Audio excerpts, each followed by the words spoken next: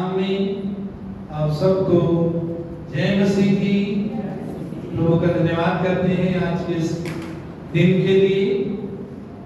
प्रभु ने अपने अनुग्रह से ये दिन दिया है कि हम उसकी उपस्थिति में आ सकें, उसकी आराधना कर सकें, उसके वचन सुन सकें।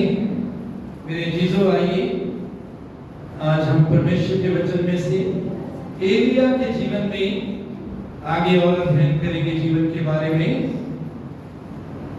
एलिया भाग 2, एलीशा भाग 2, दूसरा राजा 4 अध्याय में से हम पढ़ेंगे।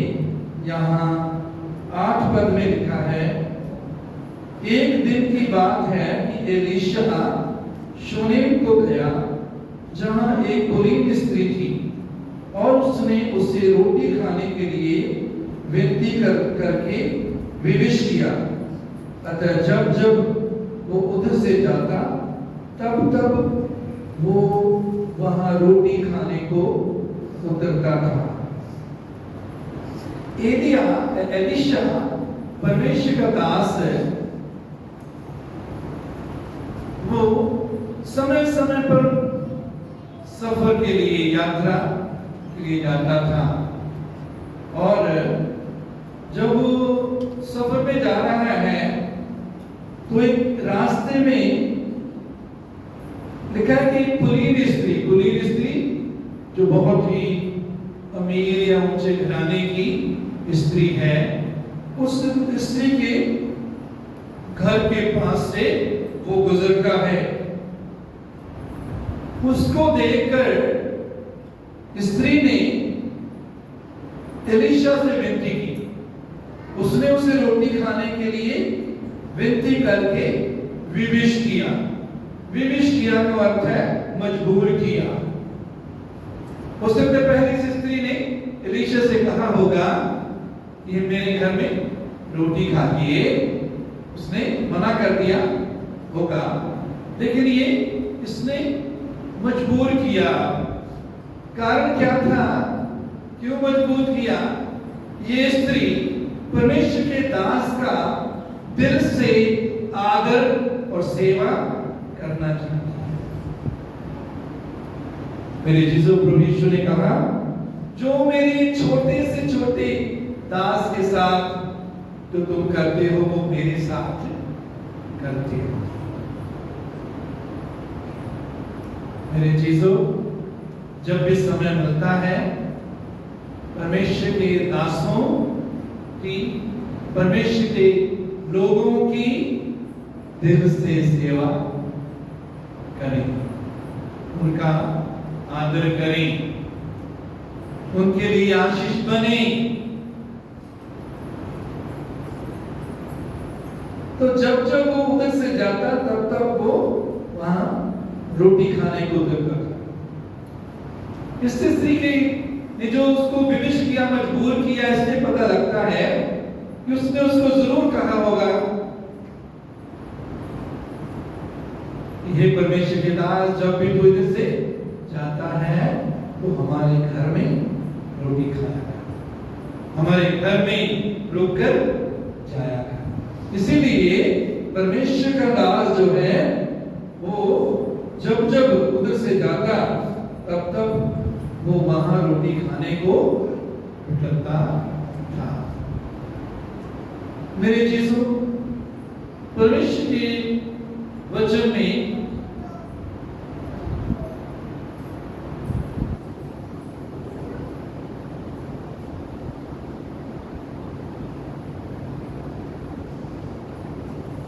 रोमियो 12 पद में वालकर पहनाई करने में लगे रहो, ब्रह्मचारी करने विच लगे रहो। पहला पत्र 4:9 में लिखा है, बिना कुड़कुड़ाए एक दूसरे का सत्कार करो, बिना कुड़कुड़ाए एक दूसरे का आदर करो। और इब्रानियों 13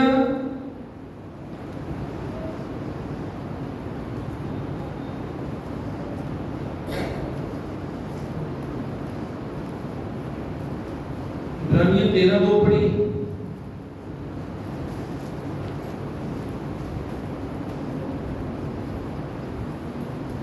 पढ़ सकता है?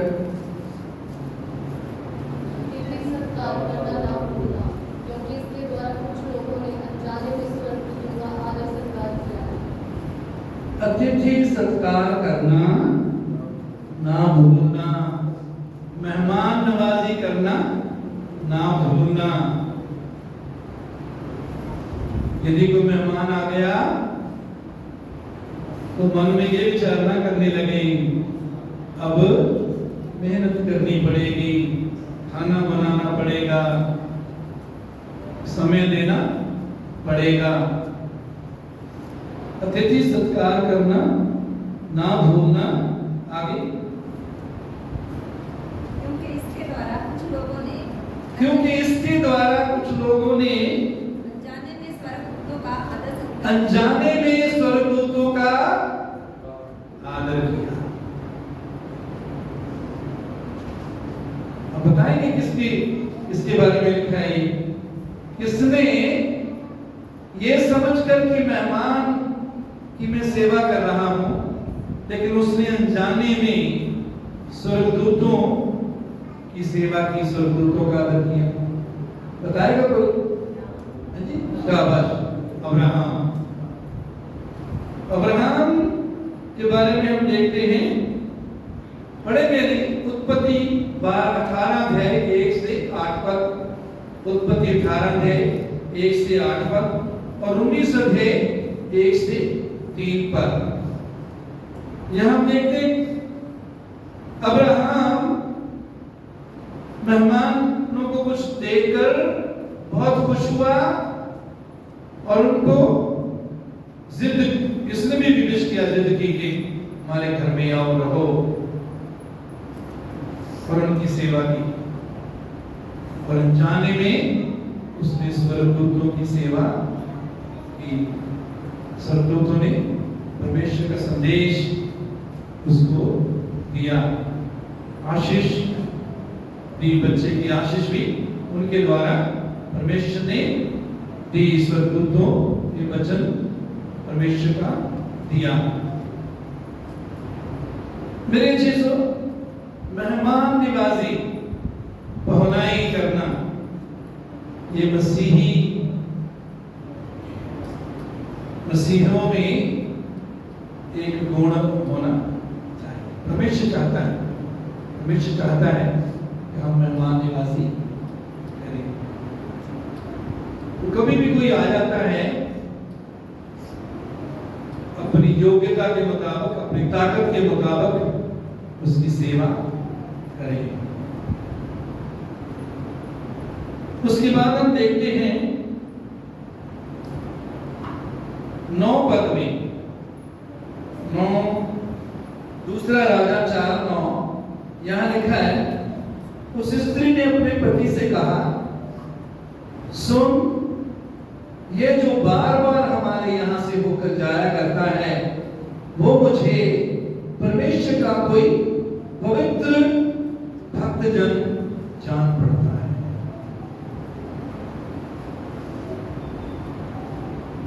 एक एलीशा उसके घर के पास थे और घर के में आकर भी कई बार आगे सफर को गया।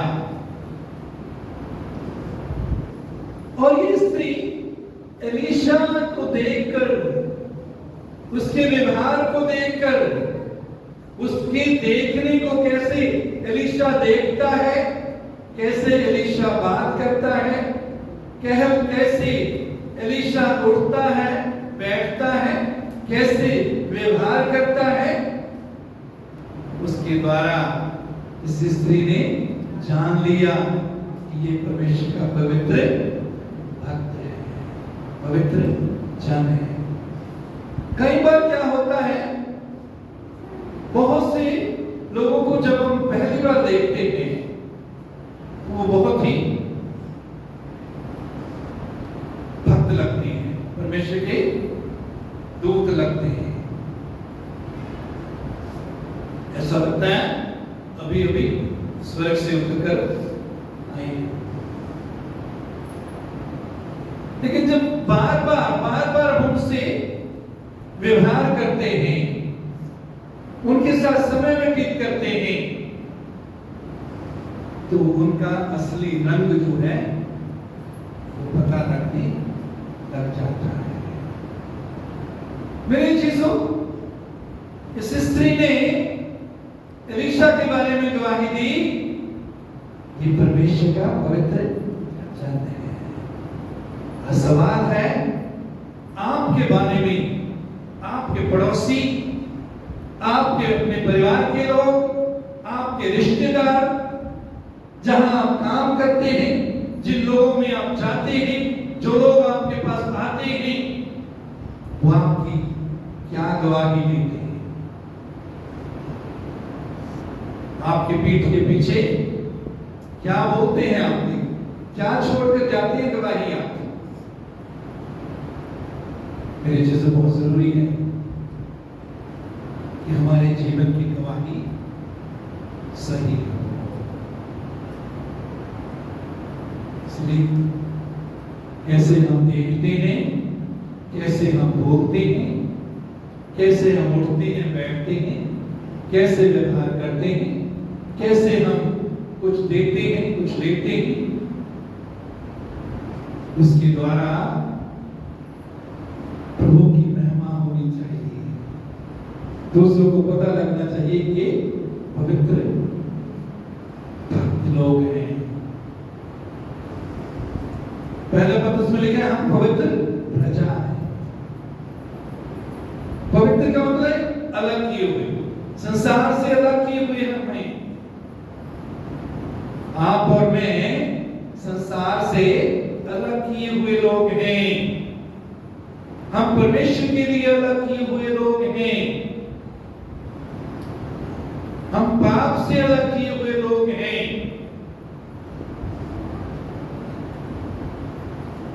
बहुत जरूरी है हमारी गवाही जो है वो अच्छी, वो हमारी जो सेवा हम करते हैं उससे बढ़कर हमारा जीवन और हमारे जीवन की गवाही ज्यादा महत्वपूर्ण है। सेवा ठीक है, करनी चाहिए, गवाही देनी चाहिए, दूसरों के लिए प्रार्थना करना चाहिए, लेकिन कैसी गवाही हमारी है बहुत जरूरी है। इंग्लिश में कहावत है, our actions speak louder than our words। हमारे काम, हमारी बातों से, हमारे बोलने से ज्यादा ऊंची उनकी आवाज है। हमारे काम वो ज्यादा दूर तक उनकी आवाज जाती है। इसलिए बहुत जरूरी है कि ऐसी गवाही हम दूसरों के सामने रखते हैं। इसके लिए गवाही है परमेश्वर का पवित्र भक्त जान पड़ता है। मेरे चीजों,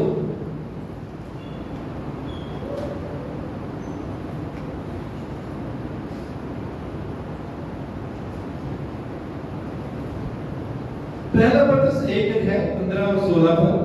पहला पत्रस 1 है 15 और 16 पर जैसा तुम्हारा बुलाने वाला पवित्र है, वैसे ही तुम भी अपने सारे चाल चलन में पवित्र बनो। जैसा तुम्हारा बुलाने वाला, हमारा बुलाने वाला हमारा प्रभु पवित्र है, उसमें कोई पाप नहीं, कोई दुष्टता नहीं। जैसा तुम्हारा बुलाने वाला पवित्र है, वैसे ही तुम भी अपने सारे चाल चलन में पवित्र बनो। सारे चाल चलन में पवित्र बनो। जब चर्च में है सिर्फ तभी पवित्र ना बनो।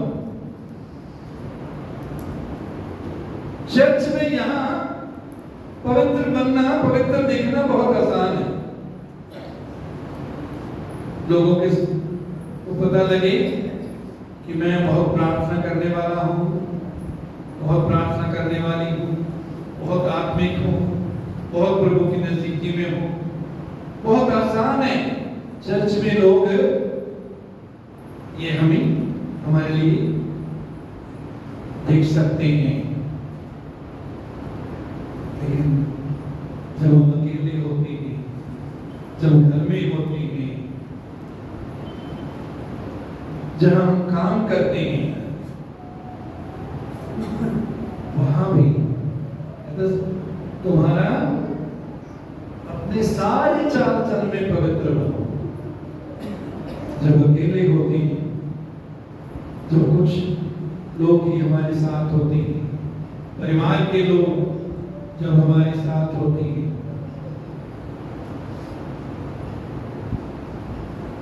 सारे चाल चलन किसी प्रकार का कोई काम करते हैं, बातचीत करते हैं, व्यवहार करते हैं,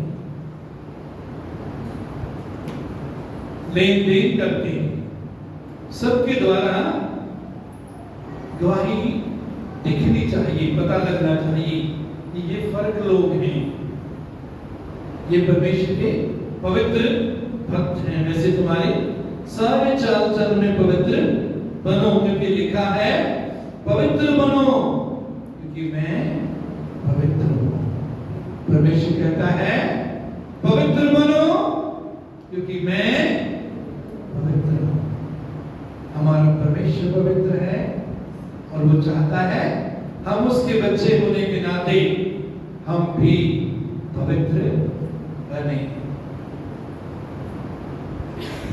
कई बार हम बहुत बार दुनिया की बातों को अपने अंदर इतना स्थान देते हैं, दुनिया की सोच विचार को, उनकी बातों को इतना भर लेते हैं,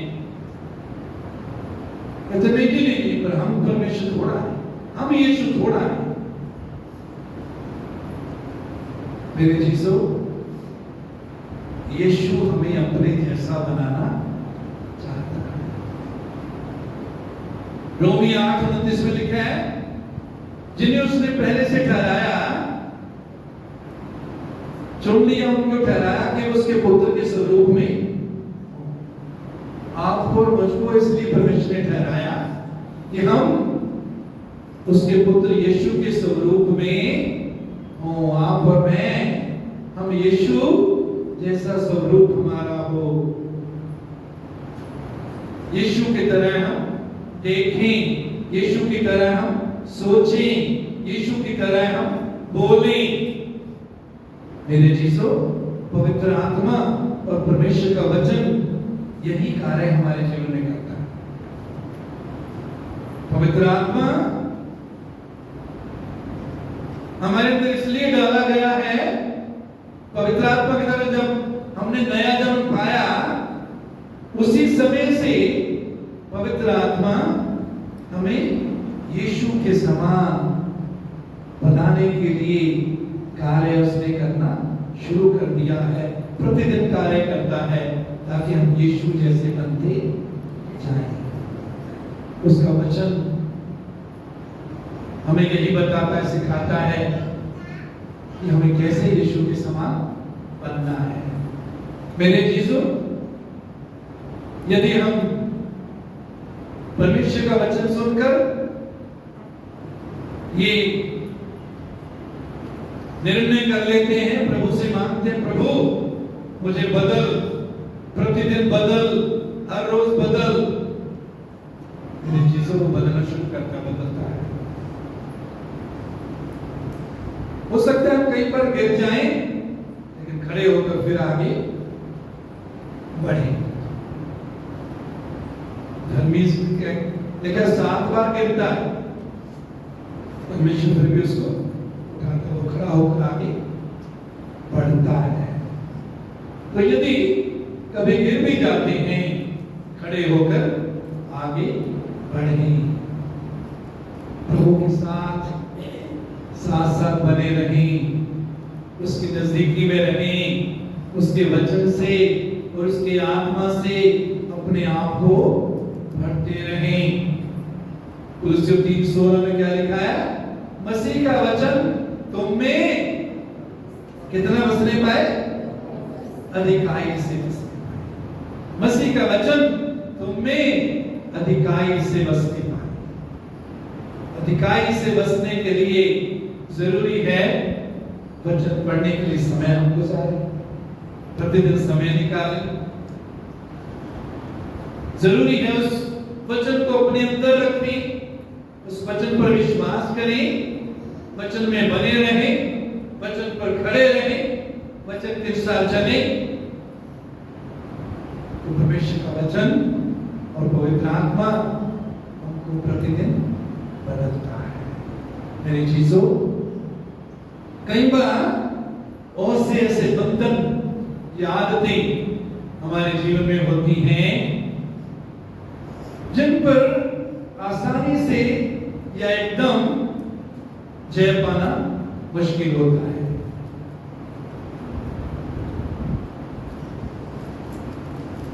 प्रभु पर विश्वास करके मानते हैं, वचन में प्रार्थना में स्तुति आराधना में बने रहें, संगति में जुड़े रहें। कई चीजों को समय लगता है।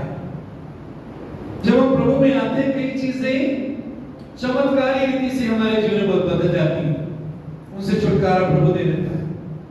लेकिन बहुत सी चीजें ऐसी होती हैं, आदतें, पाप ऐसे होते हैं जिन पर समय लगता है, जिनमें हमको छुटकारा पाए। लेकिन हमारे मन में होना चाहिए, प्रभु मैं इस पाप में रहना नहीं चाहता, मैं इस पाप पर जय पाना चाहता हूं, मैं बदलना चाहता हूं।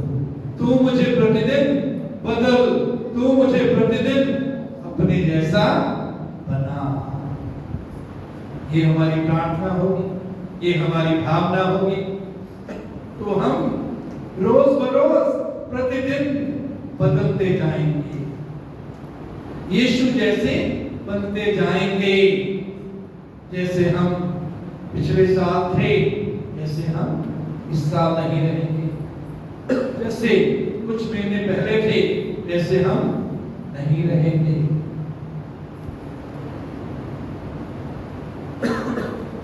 इब्रानियों 12:14 इब्रानियों 12:14 क्या लिखा है? सबसे मेल मिलाप रखने और उस पवित्रता की खोजी हो जिसके बिना कोई प्रभु को कदापि नहीं देखेगा। किसकी खोजी हो जी? किसकी खोज करो? पवित्रता। पाप की खोज ना करो, बुराई की खोज ना करो, दुष्टता की खोज ना करो, पवित्रता की खोज करो। हमारे सबसे पहले हमारे विचार पवित्र, विचारों से शुरू होता है काम। ये पवित्र जीवन जो है विचारों से शुरू होता है। कैसे विचार हम अपने अंदर रखते हैं? मेरे चीजों, परमेश्वर के विचारों से अपने आप को भरें, वचन के विचारों से अपने आप को भरें। अच्छे विचारों से, शुद्ध विचारों से, पवित्र विचारों से अपने आप को भरें। जैसे हमारे विचार होते हैं ऐसे ही हम बन जाते हैं। और उस कहते हैं दूसरे कृत्य 10 सो हम कल्पनाओं को और हर एक ऊंची बात जो परमेश्वर के ज्ञान के विरोध में सिर उठाती है उसका हम खंडन करते हैं और हर एक भावना को कैद करके मसीह का आज्ञाकारी बना देते हैं। कल्पनाएं उठेगी हमारे अंदर। कल्पनाएं क्या है? बहुत सी बातें हम सोचते रहते हैं, ये करेंगे, वो करेंगे, ये हो जाएगा, वो हो जाएगा। जो कल्पनाएं परमेश्वर के वचन के अनुसार नहीं है, जो कल्पनाएं, जो विचार परमेश्वर की इच्छा के अनुसार नहीं है, उनका हमें खंडन करना सीखना है। खंडन करने का मतलब है उनका इनकार करना, अपने अंदर से उनको निकालना सीखना है। पंजाबी में बहुत प्यारा है, सोसी वहमां नूं ढा देने आ, उनको गिराना है, ढाना है, नहीं तो वो हमको ढाते रहेंगे, वो हमको गिराते रहेंगे। मेरी चीजों की आप जानते कि हमारा सिर, हमारा दिमाग, ये परमेश्वर ने कूड़ादान नहीं बनाया। कूड़ादान के रूप में परमेश्वर ने हमें नहीं दिया। डस्टबिन नहीं कि उसमें कुछ भी गंदगी हम डाल दें। लेकिन बहुत से विश्वासी अपने दिमाग को, अपने मन को उन्होंने कूड़ादान बना लिया है, कूड़े का डिब्बा बना दिया। आपको क्या सबूत है? कैसे पता लगता है ये कूड़ा, हमने कूड़ा बनाया हुआ है, कूड़ादान बनाया हुआ है अपने दिमाग को, कूड़े जैसे गंदे बुरे विचार अपने अंदर भरे हुए हैं, कैसे पता लगता है? यीशु ने कहा जो मन में भरा है वही मुंह पर आता है। जो मन में भरा है वही आंखों के द्वारा जाहिर होता है। जो मन में भरा है वही हाथों के द्वारा, पांव के द्वारा प्रकट होता है। इसलिए पवित्र जीवन गुजारने के लिए पवित्र विचार, परमेश्वर के विचार, वचन के विचार से अपने आप को रखिए। जो हमारे अंदर भरा होगा वही हमारे अंदर से निकलेगा। ये हो नहीं सकता कि हमारे अंदर पवित्रता हो और फिर गंदगी निकले, फिर पाप निकले, ये नहीं हो सकता। बहुत से लोग कहते हैं, बहुत से लोग चालाकी करके कहते हैं मेरे दिल में कुछ नहीं है, मैं बोल देता हूं। तो दिल में नहीं है तो कहां से आया? जैसे यीशु जो कर, वो कहता है जो दिल में भरा है वही मुंह पर आता है। सुधारे अपने आप, ये बहाने छोड़ दे, मेरे दिल में कुछ नहीं, मैं बोल देता हूं। अब बोलते इसलिए हैं कि आपके दिल में वो गंदगी, गुस्सा, ईर्ष्या, कड़वाहट भरी हुई है। उससे अपने आप को खाली करें। यीशु को कहें, यीशु प्रभु अपने लहू के द्वारा मेरे विचारों को क्या कर, शुद्ध कर। यीशु के लहू में सामर्थ्य है हमारे विचारों को शुद्ध करने की। गंदे विचार, गंदी आंतों के विचारों से जय देने की सामर्थ यीशु के लहू में है। जब विश्वास के द्वारा हम अपने ऊपर लगाते हैं, विचारों पर लगाते हैं, प्रभु छुटकारा देता है गंदे विचारों से, पाप के विचारों से, गंदी आदतों से, कड़वाहट से, गुस्से से, नामाफ करने की भावना से, उन सब से प्रभु छुटकारा देता है, आजादी देता है, जय देता है। मेरे जीसू, तो उस पवित्रता के खोजी हो जिसके बिना कोई प्रभु को ना देखेगा। पवित्रता की खोजी हो, पवित्र विचारों की खोजी हो, परमेश्वर की पवित्र इच्छा के खोजी हो, उसकी पवित्र हुजूरी में बने रहने की खोजी हो। मेरे जीसू,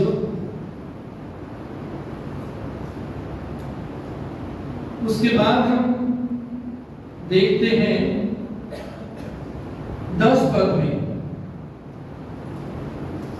दूसरा राजा 4:10, हम भीत पर एक छोटी उपरौठी कोठरी बनाई। तो उस स्त्री ने अपने पति से सलाह की कि हम एक कोठरी बनाए, उपरौठी कोठरी, ऊपर चौबारा जिसको बोलते हैं, चौबारा बनाई। अपने पति से वो सलाह करती है।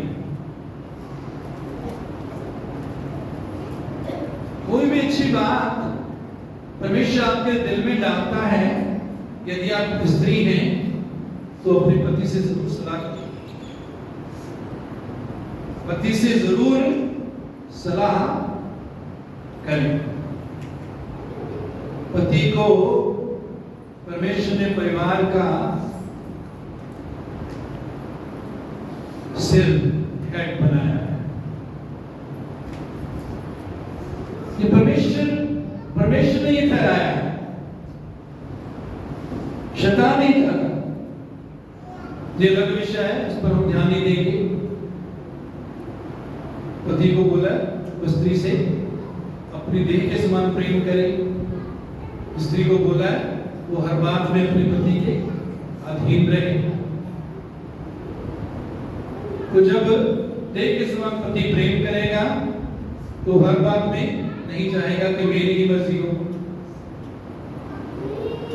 जैसा मैं कहता हूं वैसे ही स्त्री 100% करे, ये वो उसकी भी सुनेगी, उसकी भी अच्छी सलाह को मानेगा।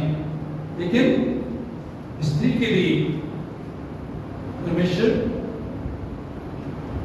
कहता है कि स्त्री पति के अधीन रहे। तो स्त्री ने भी अपने पति से सलाह की। पति से सलाह की, अच्छा है, दोनों की सलाह के साथ आगे बढ़े। पति का सहयोग और आशीष भी पाए, उसमें स्ट्रेंथ, ताकत बढ़ जाती है। अगर उसका कुछ अलग विचार है वो भी सुने और प्रार्थना करें। वो अगुवाई करता है, ठीक मार्ग पर चलाता है।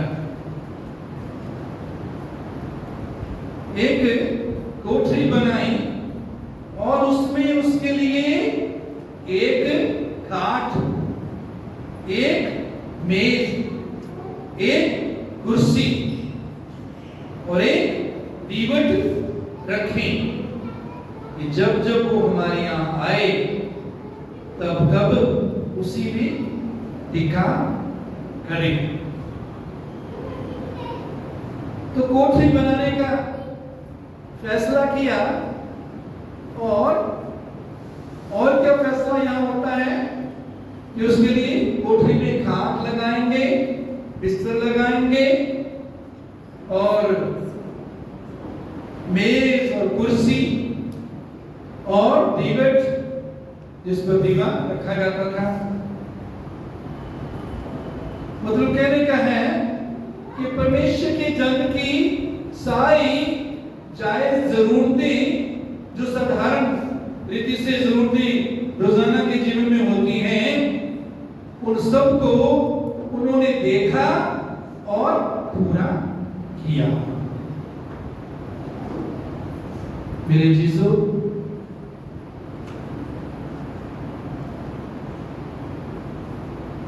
वचन में लिखा है रोमियो 12:13, रोमी 12:13 पर, पवित्र लोगों को जो कुछ आवश्यक हो उसमें उनकी सहायता करो। पवित्र लोगों को जो कुछ आवश्यक हो उसमें उनकी क्या करो, सहायता करो।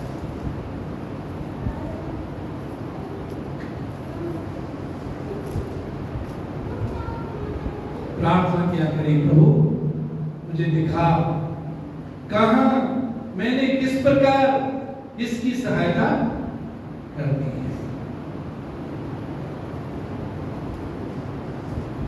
यदि प्रार्थना करेंगे ये हमारे मन में होगा तो प्रभु दिखाता भी, दिखाएगा भी कि किस प्रकार हमने सहायता करनी, सेवा करनी है। पहला तीमुथियुस 5:17 में लिखा है, जो प्राचीन अच्छा प्रबंध करते हैं, विशेष करके जो वचन सुनाने और सिखाने में परिश्रम करते हैं, तो उन्हें आदर के योग्य समझे जाएं।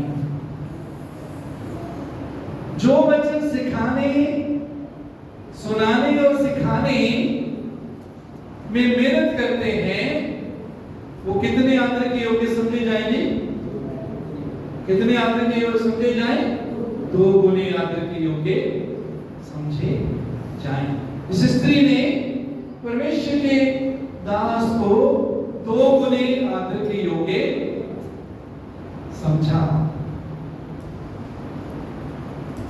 पहला थिस्सलुनीके 5:12-13 पद, पहला थिस्सलुनीके 5:12-13 पद यहां लिखा है, हे भाइयों, हम तुमसे विनती करते हैं कि जो तुम में परिश्रम करते हैं, प्रभु में तुम्हारे अगुवे हैं और तुम्हें शिक्षा देते हैं, उनका सम्मान करो, उनकी इज्जत करो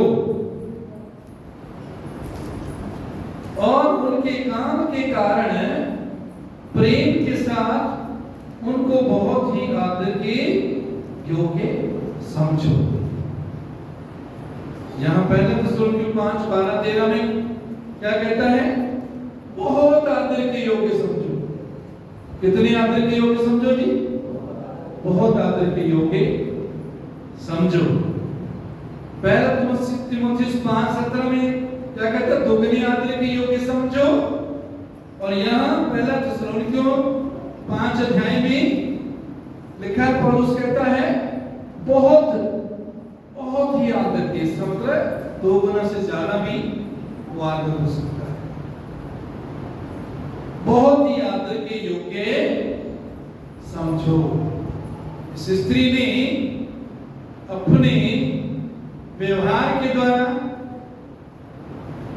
परमेश्वर के दास की सेवा करने के द्वारा और उसके लिए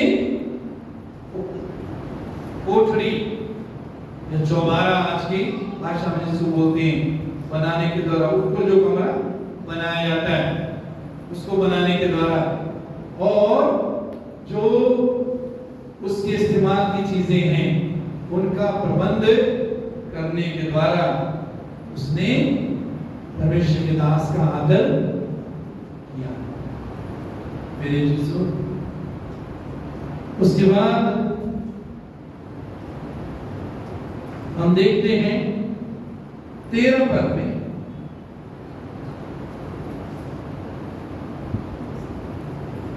तब उसने गेहजी से कहा, इससे कह कि तूने हमारे लिए ऐसी बड़ी चिंता की है, तो तेरे लिए क्या किया जाए? क्या तेरी चर्चा राजा या प्रधान सेनापति से की जाए? उसने उत्तर दिया, मैं तो अपने ही लोगों में रहती हूं। परमेश्वर के दास एलीशा के मन में क्या आया कि मैं इस स्त्री के लिए आशीष बनना चाहता हूं, मैं इस स्त्री के लिए कुछ करना चाहता हूं, मैं इस स्त्री की कुछ बेहतरी, भलाई, तरक्की देखना चाहता हूं।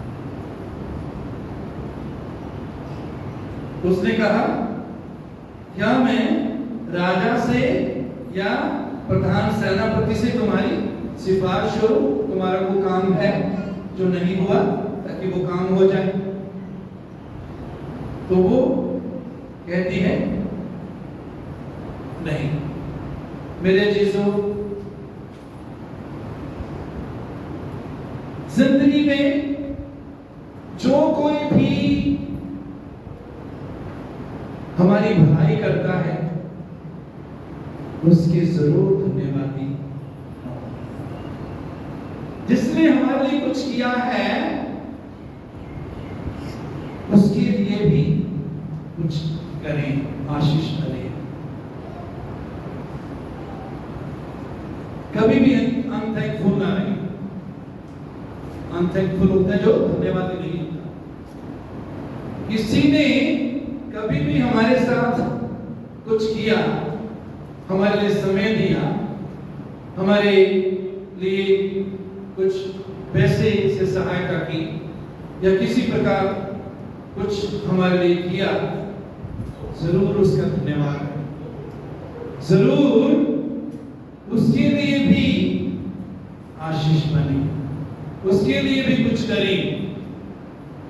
जैसे एलीशा इस स्त्री के लिए कुछ करना चाहता है। मेरे चीजों, दूसरी साइड इसकी हम ये देखते हैं, मत्ती 19:29, मत्ती 19:29, 28 और 29 दोनों पढ़े थे। चलो मत्ती 19 और 28 और 29। यीशु ने उनसे कहा, मैं तुमसे सच कहता हूं कि नई सृष्टि में जब मनुष्य का पुत्र अपनी महिमा के सिंहासन पर बैठेगा, तो तुम भी जो मेरे पीछे हो रही हो 12 सिंहासनों पर बैठकर इज़राइल के 12 गोत्रों का न्याय करोगे। चेले यीशु के पीछे हो लिए, अपना काम छोड़ दिया, अपना आराम छोड़ दिया, अपने घर बार छोड़ दिया। यीशु क्या कहते हैं? तुम अनंत जीवन में, नई सृष्टि में जब मनुष्य का पुत्र अपनी महिमा के सिंहासन पर बैठेगा, तो तुम भी मेरे साथ 12 इज़राइल के 12 सिंहासनों पर बैठोगे। मेरे चीजों, जो कुछ भी परमेश्वर के लिए, परमेश्वर के राज्य के लिए, सेवा में जो कुछ भी हम करते हैं, परमेश्वर के पास उसका प्रतिफल है। बहुत सा प्रतिफल यहां मिल जाता है और बहुत सा प्रतिफल आने वाले जीवन में मिलेगा। मेरे चीजों, 28 पद में प्रभु आने वाले समय की बात करता है कि तुम मेरे साथ 12 सिंहासनों पर बैठोगे। और 29 पद में, 29 पद यहां लिखा है, जिस किसी ने घरों या भाइयों या बहनों या पिता या माता या बाल बच्चों या खेतों को मेरे नाम के लिए छोड़ दिया है, उनको 100 गुना मिलेगा और वह अनंत जीवन का अधिकारी होगा। प्रभु के लिए जो कुछ भी हमको छोड़ना पड़ता है, त्यागना पड़ता है, प्रभु क्या कहता है? कितने गुना मिलेगा? है जी? 100 गुना, 100 गुना मिलेगा और वो अनंत जीवन का अधिकारी होगा। खेतों को, घरों को, भाइयों को, बहनों को, पिता को, माता को, बाल बच्चों को या खेतों को मेरे नाम के लिए छोड़ दिया। इसका मतलब ये बिल्कुल नहीं है कि 5-7 बच्चे पैदा करो और उसके बाद अपनी पत्नी को कहो, ला भाई तो अब इनको संभाल, मैं इनकी कोई जिम्मेवारी नहीं लूंगा, मैं तो सेवा में कर रहा हूं। ये ऐसे बच्चों को छोड़ने का मतलब नहीं है। उसी जगह वचन में ये भी लिखा जाएगा, जो घर का प्रबंध करना ना जानता हो परमेश्वर की कलीसिया के कैसे प्रबंध करेगा। लेकिन अगर हमारे घर वाले, हमारे भाई बहन, माता पिता, बच्चे हमारे विश्वास के कारण, प्रभु पर विश्वास करने के कारण हमसे सहमत नहीं है, हमारे साथ नहीं रहना चाहते, हमारे साथ नहीं चलना चाहते, तो अगर हमको छोड़ना पड़ता है, उनसे दूर होना पड़ता है, तो हम दूर हों। हर चीज को सही कॉन्टेक्स्ट में देखना जरूरी है। तो मेरी चीजों, उसके बाद हम अगली आयत में देखते हैं 14 पद में। फिर उसने कहा, तो इसके लिए क्या किया जाए? अपने दास, अपने सेवक जो किसी उसके साथ है, उसके साथ सलाह करता है। परमेश्वर का सेवक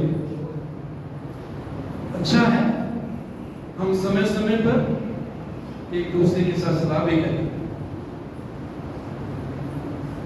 सेवा में भी एक दूसरे के साथ सलाह करें। गेहजी ने उत्तर दिया, निश्चय उससे कोई लड़का नहीं है और उसका पति बूढ़ा है। गेहजी ने अच्छी सलाह दी। एक दूसरे को जब जरूरत हो अच्छी सलाह दी, दूसरों की तरक्की की ऐसी सलाह दें जो दूसरों के लिए आशीष वाली हो। तो किसी ने देखा कि इस घर में कोई बच्चा नहीं है, तो लड़का नहीं है, तो कहता है, सिफारिश करता है, इस घर में लड़का होना चाहिए। उसने कहा, एलीशा ने कहा, उसको बुला ले, उस स्त्री को बुला ले। और जब उसने उसे बुलाया, तब वो द्वार में खड़ी हुई। 16 पद, तब उसने कहा, बसंत ऋतु में दिन पूरे होने पर तू एक बेटा छाती से लगाएगी।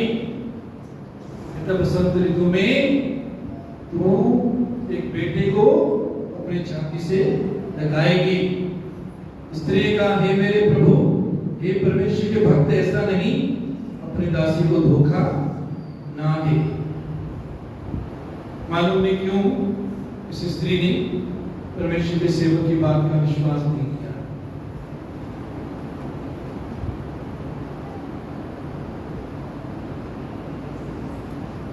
अपनी दासी को धोखा ना दे। कई बार हम भी अपने हालात की ओर इतना हमारा मन जो है उसमें फंसा होता है, हालात में हम डूबे होते हैं कि उससे ऊपर हम सोच नहीं सकते। कई बार इसे सोचो, मेरा पति बूढ़ा है, ये हो ही नहीं सकता, पता नहीं परमेश्वर की सेवा के लिए कैसे बोल दिया, पता नहीं मुझे धोखा दिया। नहीं मेरी चीजों, परमेश्वर जब वचन देता है उसको पूरा करने की भी वो सामर्थ्य है। जो वचन परमेश्वर देता है उसको पूरा करने में वो सामर्थ्य है। इसलिए परमेश्वर के वचन का विश्वास करें। उसके बाद हम देखते हैं स्त्री को गर्भ हुआ, बसंत ऋतु का जो समय एलीशा ने उससे कहा था, उसी समय जब दिन पूरे हुए तब उसके पुत्र उत्पन्न हुआ। परमेश्वर का वचन प्रभाव रहित नहीं होता। परमेश्वर के वचन में प्रभाव असर होता है, क्योंकि उसके वचन में उसकी जिंदगी, उसकी सामर्थ्य होती है। इसलिए परमेश्वर के वचन पर विश्वास कर सकते हैं, उसमें बने रहें और ठीक समय पर, अपने समय पर परमेश्वर वचन को पूरा करता है।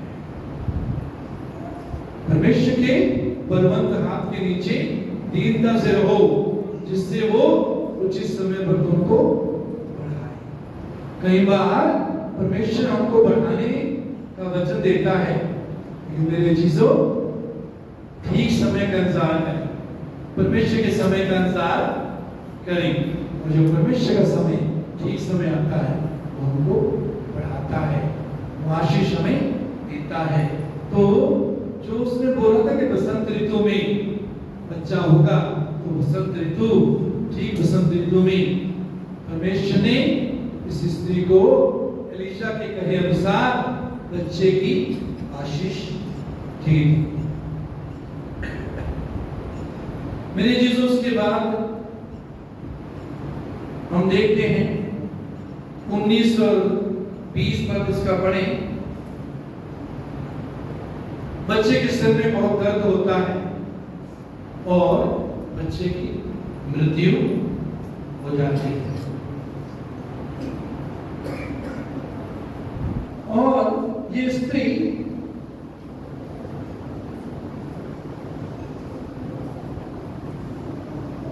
एलीशा के पास जाती है, उससे ये विनती लेकर या ये समस्या उसके पास लेकर जाती है।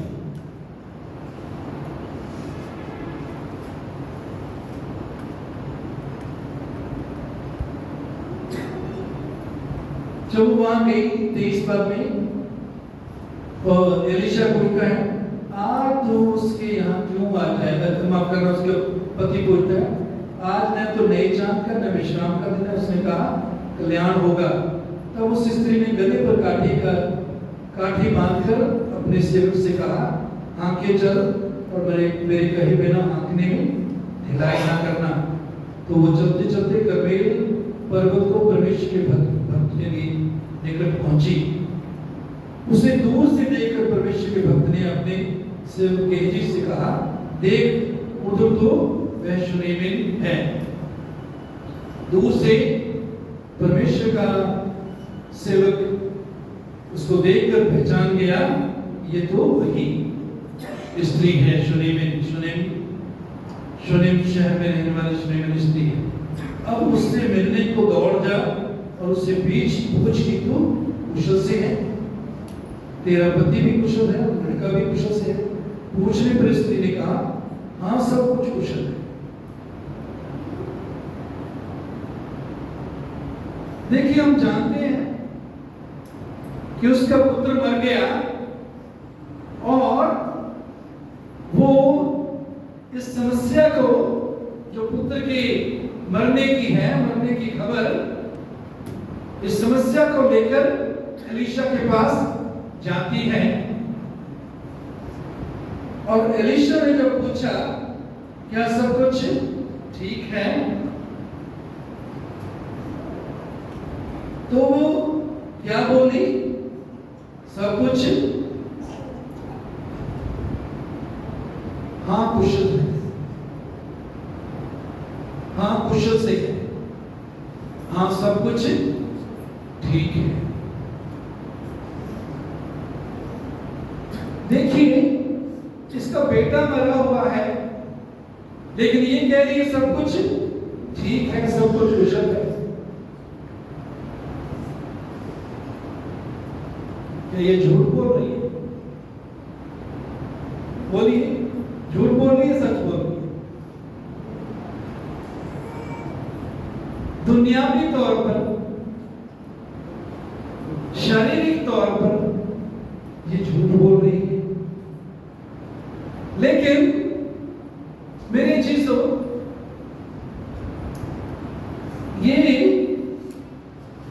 विश्वास में चलने वाली स्त्री, परमेश्वर का सेवक इसके पास आता रहा, इसको परमेश्वर पर विश्वास रखने के बारे में, परमेश्वर के वचन की बातें इसको सिखाता रहा। और अब ये गलत नहीं बोल रही, बल्कि विश्वास बोल रही है। क्या बोल रही है? विश्वास बोल रही है। ये गलत नहीं बोल रही, विश्वास बोल रही है।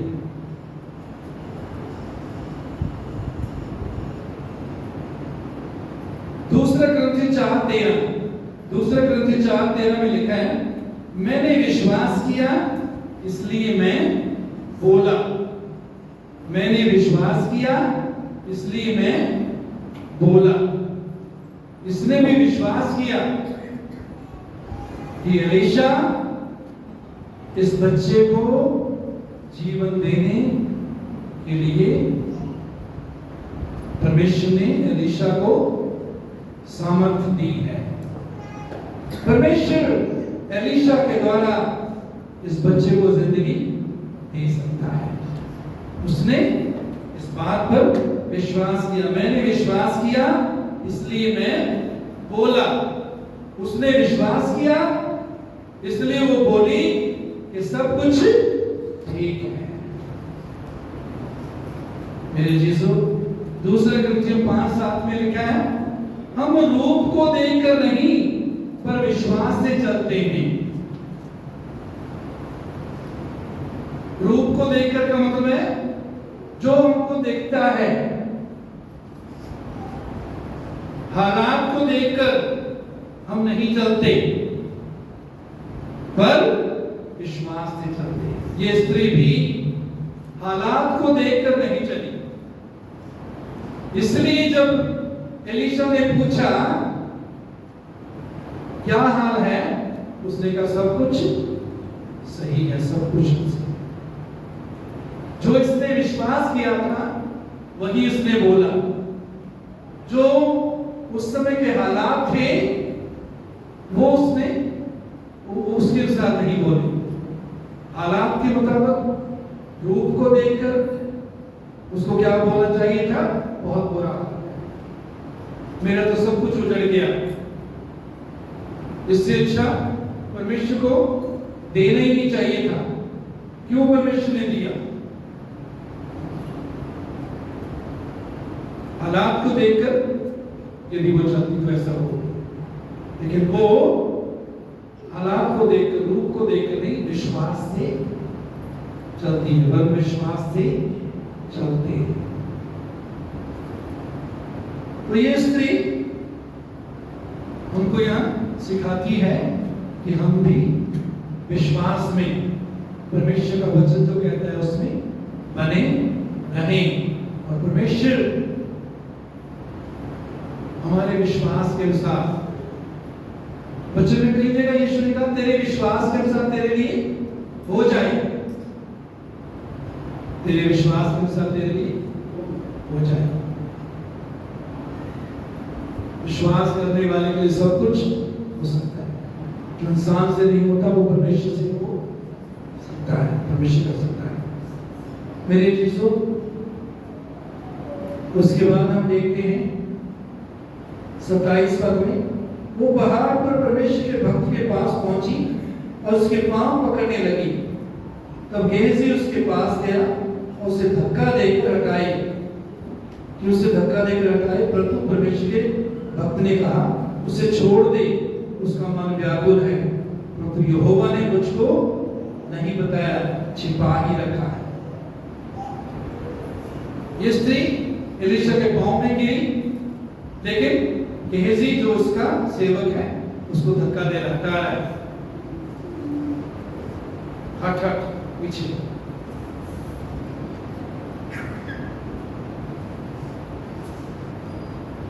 हम भी कई बार अपनी बातों के द्वारा, जीवन के द्वारा लोगों को प्रभु के पास आने से,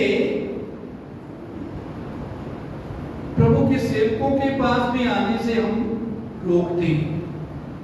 जैसे कि किसी ने रोका उसको दूर, इतने लंबे सफर से आई, किसी बदबू आ रही है, ये कपड़े गंदे हैं, आप गंदे हैं।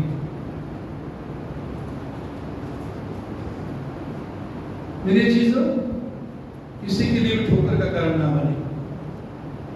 बच्चों को जब लाए यीशु के पास, तब भी चेलों ने मना किया, इनकी सफाई की हुई है, इनके नाक पैर है, किसी के सिर में छुई है, मिट्टी चढ़ी हुई है, ले जाओ दूल्हे की तरफ। यीशु ने कहा उन्हें मना ना करो, मेरे पास बच्चों को मेरे पास आने दो, क्योंकि स्वर्ग का राज्य ऐसे ही है। मेरे यीशु कभी भी दूसरों के लिए रुकावट ना बने कि वो प्रभु को जानना चाहते हैं, उनके लिए आशीष बने, उत्साह बने, ताकत बने, उनको लेकर आए, प्रभु में बढ़ने में सहायता करें। तो कहते हैं यहोवा ने मुझे नहीं बताया, छिपा ही रखा। बेशक कोई ना कोई समस्या है, परमेश्वर ने मुझे नहीं बताया। कई बार परमेश्वर बहुत सी बातें छिपा कर रखता है अपने नजदीक रहने वाले सेवकों से। उसका अपना ढंग है, वो अपने ढंग से कार्य करता है। अलग अलग समय में अलग अलग रीति से परमेश्वर कार्य करता है। तो इस बार परमेश्वर ने नहीं बताया कि उस स्त्री की क्या समस्या है। तब वो कहने लगी, क्या मैंने अपने प्रभु के पुत्र का वर मांगा था? क्या मैंने ना कहा था कि मुझे धोखा न दे? तब एलीशा ने गेहजी से कहा, अपनी कमर बांध और मेरी छड़ी हाथ में लेकर चला जा। मार्ग में यदि कोई तुझे मिले तो उसका कुशल न पूछना, और कोई तेरा कुशल पूछे तो उसको उत्तर न देना, और मेरी ये छड़ी उस लड़के के मुंह पर रख देना। तो मार्ग में ना रुकना, ना किसी का कुशल पूछना, हालचाल सुनने पूछने के लिए रास्ते में ही बैठा ना रहना। यीशु मसीह अपने चेलों को भी कहते हैं एक जगह कि तू मत्ती 10:4 आखिरी हिस्सा, ना मार्ग में किसी को नमस्कार। देखिए इसका मतलब ये नहीं है कि जाते जाते हम जय मसीह को कहे तो हम कहें नहीं मैं नहीं कहूंगा, मैं नहीं जवाब देना, यीशु ने मना किया। इसका अर्थ ये नहीं। वो लोग बैठकर बहुत लंबी चौड़ी बातें करते थे, उसके लिए प्रभु ने मना किया। तो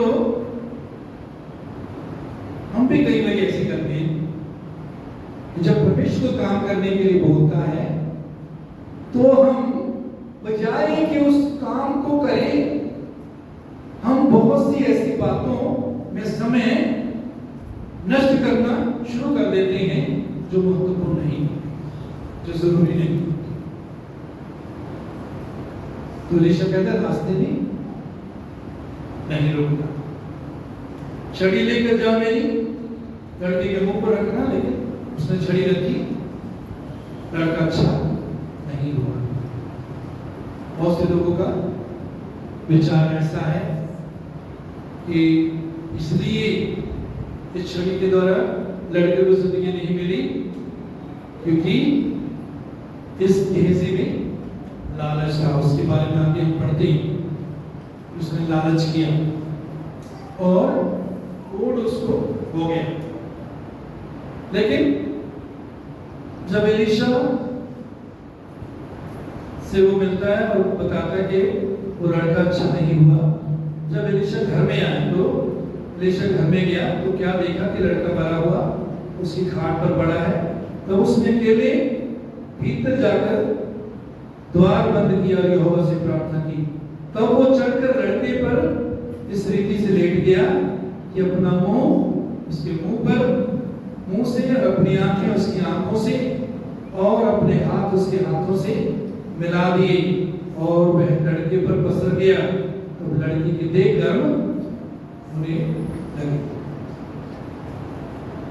35 पद में तब वो उसे छोड़कर इधर उधर टहलने लगा और फिर चढ़कर लड़के पर पसर गया। तब लड़के ने 7 बार चीखा और आंखें खोली।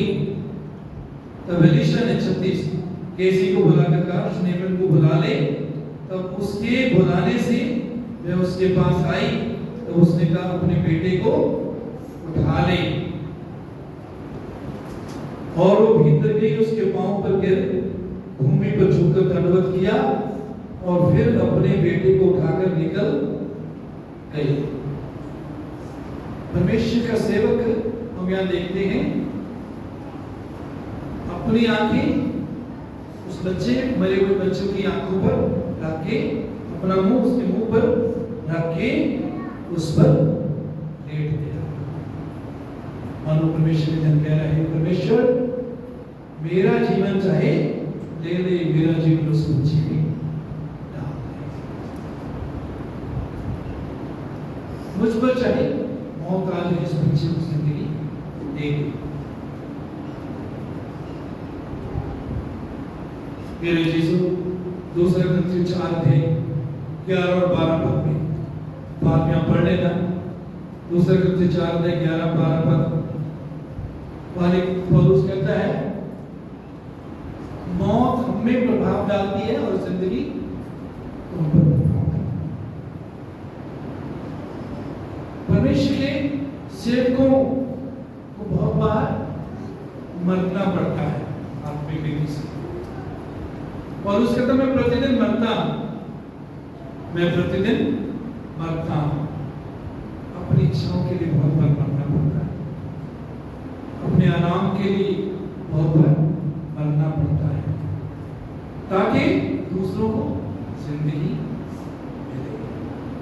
दूसरों के लिए जिंदगी बनने के लिए हमको कई बार अपने ऊपर मौत या मौत जैसे हालात अपने ऊपर लेने पड़ते हैं।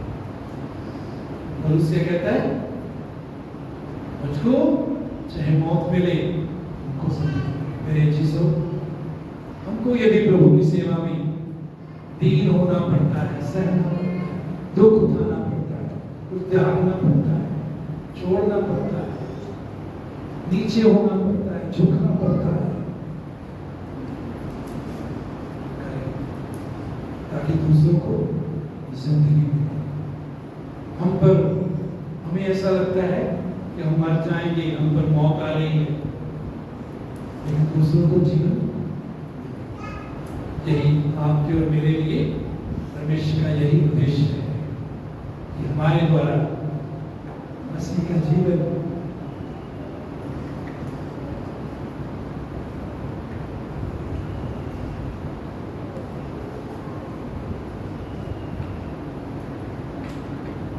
हमारे अंदर से मसीह का जीवन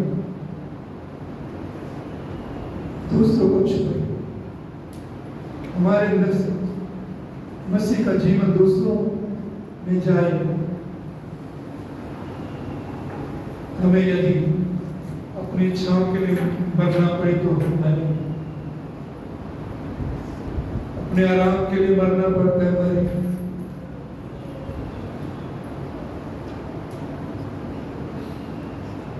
अपनी योजनाओं, अपने तौर तरीकों को छोड़ना पड़ता है, उनके लिए मरना पड़ता है, मरे उनको छोड़े, ताकि प्रभु का जीवन, प्रभु की जिंदगी हमारे द्वारा दूसरों में जाए, दूसरे प्रभु की जिंदगी को पा सके। आइए हम सब कर लो।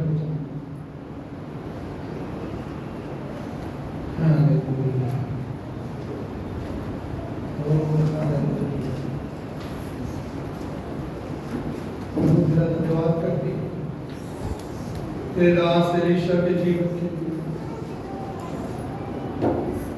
जो पवित्र जानते प्रभु, हम जानते हैं तेरी भी यही इच्छा है हम में से हर एक के लिए कि हम वैसे ही पवित्र हो जैसे तू पवित्र है।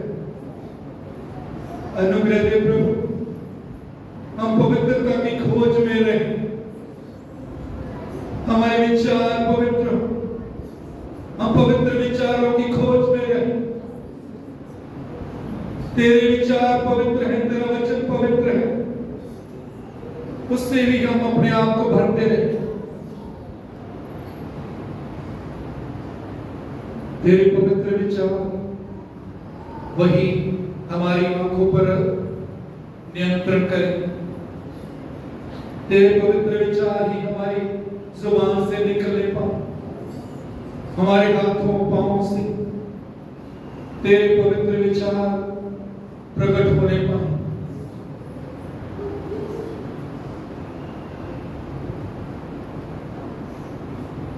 हमें से हर एक प्रभु के अंदर अपनी आत्मा के द्वारा पवित्र जीवन गुजारने के लिए इच्छा डाल दे प्रभु। आज यदि हम में से कोई ऐसा है जो अभी भी पाप में डूबा हुआ है, अभी भी पाप में खुश है, पाप में मजा ले रहा है, अपनी पवित्र आत्मा के द्वारा पाप के लिए उसके अंदर अभी इसी समय नफरत डाल दे और जय दे प्रभु अपने लोगों को, ताकि हम तेरी पवित्रता में बने रहे जैसा तू पवित्र है। हम भी अपने सारे चाल चल में पवित्र बने रहे, हमारे अंदर से पवित्र बातें निकली, पवित्र हमारे काम हो, पवित्र हमारे उद्देश्य हो और तेरा जीवन हमारे अंदर से बहे। प्रभु हम प्रतिदिन मरे, जैसे पौलुस कहता है मैं प्रतिदिन मरता हूं, अपनी इच्छाओं के लिए मरे, अपने तौर तरीकों के लिए मरे, ताकि तेरा जीवन हमारे द्वारा दूसरों के जीवन में जाने पाए। हालेलुया। पवित्र आत्मा के द्वारा हमें से हर एक को बदल दो। ओ तेरे दासों का हमें से हर एक का आदर करे, एक दूसरे के लिए हम आशीष का कारण बने, धन्यवादी बने। जिन्होंने हमारे लिए कुछ किया है हम उनके लिए धन्यवादी बने, हम उनके लिए आशीष का कारण बने। ओ हालेलुया, हालेलुया, हालेलुया, हालेलुया। प्रभु तेरे वचन और तेरी आत्मा से प्रतिदिन हम भरे रहे, ताकि हम तेरे समान हर रोज बनते जाएं, तेरे जैसे हमारा स्वभाव बनता जाए, तेरे जैसे हम सोचने लगे, तेरी तरह प्रभु हम बोले, तेरी तरह हम काम करें, तेरी तरह हम पिता के आज्ञाकारी रहें, तेरी तरह हम पिता की इच्छा में बने रहें। ओ हालेलुया। प्रतिदिन हम घटे और तू हमारे जीवन में बढ़े प्रभु। हम सब इन चीजों को तेरे समर्थी हाथ में सौंप दें। Hallelujah, hallelujah.